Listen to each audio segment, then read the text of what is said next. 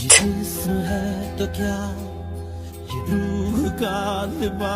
Sare. Defol git buradan. Defol buradan. Defol git. Git. Nefret ediyorum senin gibi adamlardan, nefret ediyorum. Git. Lütfen bak. Sen utanmıyor musun lan? Utanmıyor musun sevgilisi olan adamlarla fingir demeye?